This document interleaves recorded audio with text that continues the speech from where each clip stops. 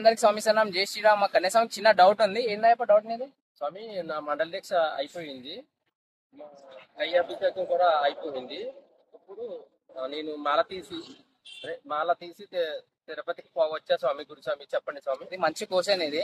ఇప్పుడు అందరు స్వామిలు ఏంటంటే బస్ మాల వేసుకుంటారు, 41 days చేసేస్తారు. చేయంగానే బస్ ఇరుముడి తీసుకొని పోతారు, ఇరుముడి ఎక్కిస్తారు, దయ్యాభిషేకం చేయంగానే ఆడనే మాల తీసేస్తున్నాడు స్వాములు. ఏడంటే ఆ చెట్లకి ఒకరు వేసేస్తున్నాడు. బస్ ఆడ నుంచి తిరుపతి అని, ఏడంటే ఆడ కాణిపాకం అని, పళని అని, ఇంకా అరుణాచలం అని వెళ్ళిపోతున్నాడు. అది చాలా రాంగ్ అయ్యప్ప, చాలా పెద్ద తప్పు అది. ఏంటంటే మనం 41 days మండలం చేసేది ఏంటంటే, మీరు పోయి శబరిమల ఎంత పెద్ద పాదం మీరు చిన్న పాదం ఏం చేసినా కూడా ఆ పుణ్యం అనేది మొత్తం మీరు ఏడంటే ఆడ మాల తీస్తే రాదు. మీరు బై ఛాన్స్ మీకు దర్శనం అయిపోయిందంటే ఫస్ట్ మీరు పోవాల్సింది మీ ఇంటికి. ఎందుకంటే మనం శబరిమలకి స్టార్ట్ అయ్యేటప్పుడు, మనం ఇంట్లో నుంచి బయలుదేరేటప్పుడు కొబ్బరికాయ మీద కర్పూరం పెట్టి ఆరతి ఇచ్చేసి వస్తాం, మనం రక్షణ చేసి వస్తాం మన ఇంటికి.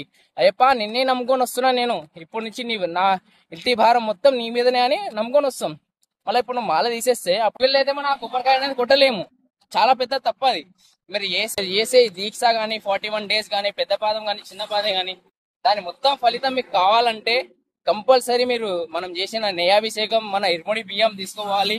ఫస్ట్ ఇంటికి పోవాలి. ఇంటికి పోయిన తర్వాత ఆ బియ్యం, ఆ నెయ్యాభిషేకంతో మనకి అయ్యప్పకి ప్రసాదం చేసి, ప్రసాదం మనం తీసుకొచ్చిన ప్రసాదం మొత్తం పనిచేసిన తర్వాత అప్పుడు మీ అమ్మ స్వామితో కానీ, మీకు దగ్గరలో ఉన్న అయ్యప్ప స్వామి టెంపుల్కు కానీ పోయి అప్పుడే మీకు మాల తీస్తే మీరు చేసిన మండలంది, మీరు చేసిన మొత్తం దీక్ష అనే ఫలం అనేది దొరుకుతుంది మనకు అయ్యప్ప.